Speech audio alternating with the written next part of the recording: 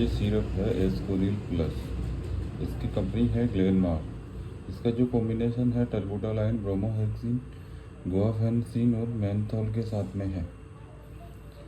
जो कि मेंथोल जो होता है गले में ठंडक महसूस करवाता है, जिससे कि गले में खराश वगैरह है उसमें आराम हो जाता है। और टर्बुटालाइन और गुआफेंसिन, ब्रोमोहेक्सिन जो है अपने लंग्स में जो जमे हुए कफ उसको अंदर जो जमा हुआ कफ है उसको निकालने में बहुत ज़्यादा मदद करता है।